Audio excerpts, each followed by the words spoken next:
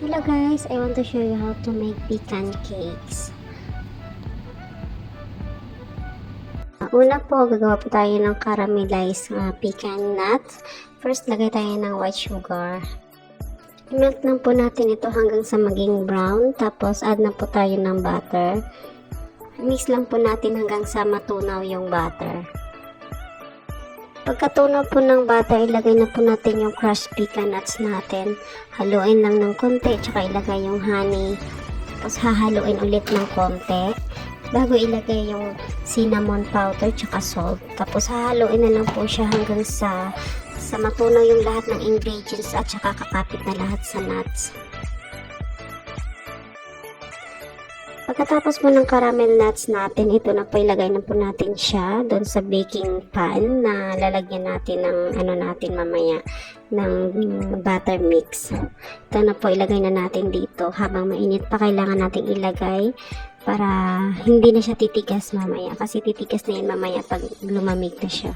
Yan, ilagay lang natin ng ganyan. Tapos mag-mix na po tayo ng butter natin. Ngayon po gagawa naman tayo ng butter. Unahin natin ilagay yung itlog. Tapos sugar. Tapos ilalagay na po rin po natin yung vanilla powder or vanilla essence natin. Tapos lagay natin yung oil. Cooking oil. Tapos i-mix lang po natin ito hanggang sa maging fluffy po siya. Or ma-mix well po siya. Then add po natin yung milk liquid. Yan. Hahayaan lang po natin siya bago natin i-add yung mga ibang ingredients. Habang umiikot po, dagdag rin natin yung yogurt. Tapos, dahan-dahan na rin po natin ilagay yung flour natin, yung harina. Dahan-dahan lang po para maganda yung pagmi-mix ng natin. Yung mixing niya ang ganda. Habang umiikot, lagay natin dahan-dahan lang. Ayan, hanggang sa malagay lahat ng flour.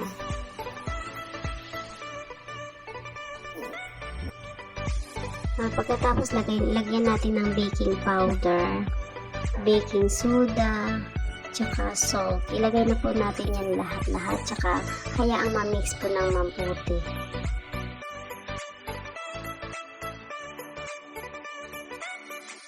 Pagkatapos po natin i-bake yung butter, ilagay na po natin dito sa taas. Ayusin lang po ng mabuti, ilagay lang po ng mabuti ganyan. Tapos ilagay po natin sa oven. Bali 160 degrees Celsius po yung init ng oven ko. Yung baba lang pong naka-open. Tapos pagdating ng 10 minutes left, ganun, bago ko buksan yung sa taas, pero mahina lang po yung apoy niya.